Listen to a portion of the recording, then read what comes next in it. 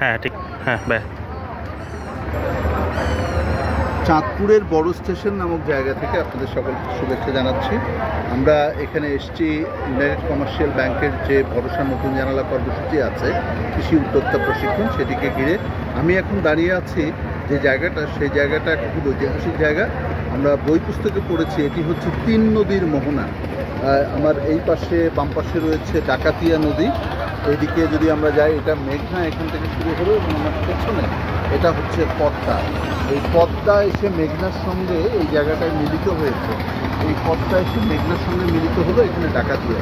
আর ওপারে ডাকাতিয়ার তীরে কিংবা মেঘনার তীরে একটা যে ছোট্ট বাজারের মতো আমরা দেখছি, এটি ছোটো দেখালেও এটা কিন্তু একটা ঐতিহাসিক বাজার, এবং এই বাজার হচ্ছে পুরান বাজার নামে খ্যাত।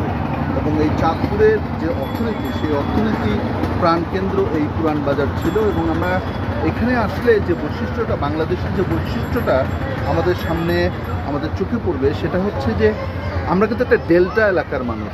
নদীকে ঘিরেই আমাদের সভ্যতা, নদীকে ঘিরেই আমাদের জীবন, এবং নদীকে ঘিরেই আমাদের বেড়ে ওঠা। সুতরাং এই যে সম্প্রতি আমরা নদীকে উপেক্ষা করে সড়ক ভিত্তিক একটা অর্থনীতি গড়ে তোলার চেষ্টা করছি, সেটা মনে হয় পুনর্বিবেচনা করা দরকার। এতে করে আমাদের প্রাকৃতিক যে ভারসাম্য, সেই ভারসাম্য বোধহয় ঝুঁকির মধ্যে পড়েছে। এবং সরকার যে ডেল্টা প্ল্যান করছেন, সেই ডেল্টা প্ল্যান কিন্তু প্রস্তুতপক্ষে একটা নদীভিত্তিক প্ল্যান, এবং এই আমাদের নদীগুলোকে ঘিরে আমাদের আগামী দিনের অর্থনীতিকে সাজানো, সেটাই আমাদের আসলে সত্যিকার পথ।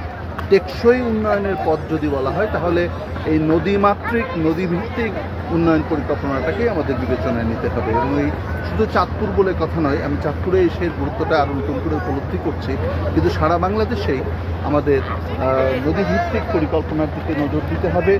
নদীভিত্তিক আমাদের সভ্যতাকে যাতে আমরা বিকশিত করতে পারি, আমাদের জীবন যাতে প্রাকৃতিক ছন্দময় হয়, প্রস্ফুটিত হয়, বিকশিত হয়, সেই জন্যই আমাদের চেষ্টা করা উচিত। তার জন্যই নদীগুলোকে বাঁচানো দরকার, নদীগুলোকে রক্ষা করা দরকার। নদীর জল যাতে সুন্দর থাকে এবং নদীগুলো যাতে কানায় কানায় পরিপূর্ণ থাকে, সেই জন্যে আমাদের সকলেরই সচেষ্ট হওয়া উচিত। সকলে মনোযোগ দেবেন আশা করি। ধন্যবাদ সকলকে।